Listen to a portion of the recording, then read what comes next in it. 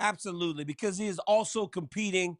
And you and I spoke about this last weekend. I don't know when we see McGregor again, but I do. Now, Chael, I heard some stuff that I'm not supposed to share where you might have been right. So you might have heard the backside talk before I heard the backside talk.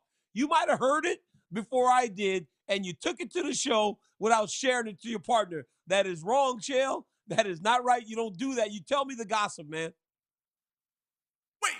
Wait, are they about to play a clip of this? I'm not sure the audience knows what you're talking about. I do, but I don't. No. I told you in Miami when we filmed last week's show, I said, hey, I don't know that Conor is being insincere. I think that perhaps he doesn't want to be a co-main event. I don't know if Dana can put him as a main event, since his fight with Chandler is not a number one contendership or a grudge match or a title match. It would seem as he's got to jerk the curtain at least for somebody. Now, that was the conversation. You laughed at me, but now you're saying that maybe something like that could be right? Oh, I don't know. I can't tell you I know for sure. I don't know when Conor's coming back. I don't know what's happening with Conor. And as soon as I go into the arena, I hear the same rumor that Uncle Chael heard. And that's why he was so stern in his idea that Conor was going to be back. I get it. What? One guy, though, that has not taken a hiatus, one guy that only took a short amount of time after losing by knockout was Dustin Poirier. He took on a very tough Benoit Saint-Denis last Saturday. And Chael, Benoit Saint-Denis fought at a pace that was nuts. But ultimately, Dustin Poirier floors him with a check right hook that puts him to sleep. At times, Chael, I didn't like Dustin's body language because it looked like he was very nervous. It looked like he was concerned. He kept jumping for guillotines. And when guys do, the last time we saw Dustin keep jumping guillotines was when he fought Khabib. And we saw how that ultimately ended because Khabib was overwhelming him. Dustin Poirier, though, gets up, lands those punches, finishes the fight, and once again proves why the Diamond is one of the biggest stars and one of the best fighters in the UFC lightweight division. How impressive was Dustin Poirier, especially under the circumstances where it seemed like he was in there with a guy that was intent on pushing him so much that he was going to falter? I will see your praise, and I will raise you leadership quality.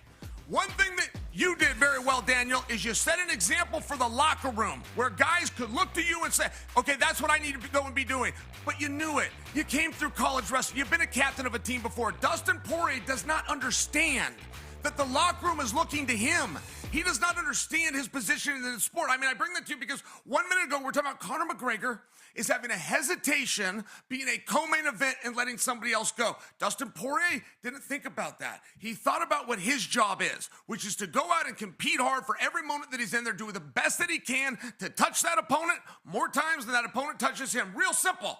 Well, you saw how well co-main event worked out about him, right? Here he is on our industry's biggest show 3 days after the fact, and we're talking about him. It's a very big deal. What comes next for Dustin? Whatever they want to do, there would be no argument. Truly, if they want to rematch him for a BMF title with Gaethje, if they want to see how Max does with Gaethje, but again, the BMF title, if they want to bring in next for Islam, if Khabib himself wants to come back, there would be no discussion, no argument if Dana comes out and says Dustin's going to be the guy to do it. Sure, of course he is. Because that is why he is so valuable to the lightweight division, because you don't question his authenticity. You know he's a fighter. And I believe that last weekend just showed and proved to everyone why we all love him. What's going on with you and Chael Sonnen? I mean, Chael's just, man, like, I'm bored. I ain't got nothing to do now. I would love to whoop his ass, you know. Plus, between me and you, we, you know, something I always respected about you, we both have the same stance. And it's like, if you're fucking doing steroids and shit, you're a fucking coward, you know?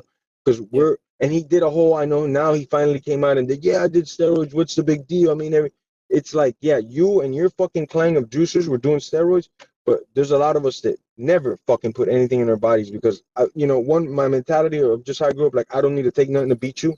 And secondly, you're cheating when you're doing that, and it's giving you unfair advantages where you could hurt the other opponent, all types of shit. And just because of that, mainly, I'm like, man, fuck this dude talking all that shit. You know, he talks bad about my style when I've lost to certain wrestlers and this and that. Yeah, these fucking juice monkeys might have beat me, but never in a real fucking fight. And then he started going at Ariel, right? And Ariel's my boy. I kind of get along with Ariel. I'm like, why are you picking on the reporter guy? You want somebody to pick on? I'm right here, bro. I'm fucking, I don't really like your ass too much, you know? And then he's had like 20, 30-minute videos of me, numerous ones. I just do like a podcast and just, you know, address him. And like, if I was to see him right now, I'd slap the fuck out of him and be like, what's up? You know, what the fuck is the problem? You know? Oh, shit. So what's going on, Jorge? We keep hearing rumors that the return of Game Bread is upon us. What is happening? Boys got some boxing matches. The UFC gave me permission to do some boxing matches.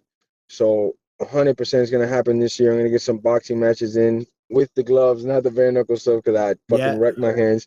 So it's going to be fun, man. Straight boxing, you know? Ah, nice, nice. So you're still under contract with the UFC, but they're allowing you to go off and do some boxing. Yes, sir. Yes, still under contract with the UFC. They're gonna let me do some boxing matches, and which I gotta give thanks to the UFC that they would even do that. You know, it's not often that they do that. We were able to come to a nice little term, you know, because I told them for MMA and stuff, and the amount of attrition that it puts your body through to get to the fight camp. You know, I start out good, but by the time I get there, you know, the back, the neck, it ain't the same. You know, boxing's kind of a little bit less wear and tear throughout the camp. A ton of wear and tear the fight the day of, right? Because it's, you know, only shots to the head, to the body. So take my hats off to those guys. They're putting it all on the line. But the camp, I don't feel it's as abusive in the body. Correct me if I'm wrong, right? They're not getting kicked 100%. In the legs and having to run 4 miles and getting fucking neck cranked, and now you got a fucking kink on your neck and you're running like this, and you got to lift weights, and you got to fucking wrestle, and you got to do jiu-jitsu. It's a different grind, and I'm not complaining. I loved it. It's my favorite fucking sport in the world. My favorite thing to do in the world is the MMA grind, but it does take more of a toll on your body than I think any other combat sport. Yeah, without question. Getting ready for a mixed martial arts fight, it's day and night compared to boxing. Bit of road work, some pad work, bit of sparring, whatever. It doesn't even compare. So what are we talking? And the concept bumping and contact, you know, from wrestling, you know, you shoot a double leg on me, I fucking hit you in the head with my hip, and now you got like a fucking nod, or I tweak your knee out right in the wrestling practice. Like, just wrestling is like 60% of my injuries would come from just wrestling hard, you know? All wrestling, all of my serious injuries. I mean, my neck, my back, my hips, the fucking cauliflower ears. I mean, where do we start? Do you know what I mean? Ribs getting popped. I don't know, you know, for me, even taking guys down, sometimes I've hurt my ribs, you know? So MMA is a different grind, man. So what are we talking? Are we talking some like proper boxing or some influencer stuff? If you know what I'm saying, if you know what I'm saying by the difference. I definitely would like to get my hands on some influencers eventually, you know. But I want to start off with some real fighters, man, some MMA guys, you know, and go into boxing, start getting my feet wet there, and then see how that goes. Give myself, like, I always give props to Ngannou, man. That first fight, you get the fucking greatest heavyweight of the last 50 years. Dude. Like, that is the craziest shit ever, you know. I wanna kind of get my feet wet, get a couple MMA guys that are boxing and things like that, and go from there, you know.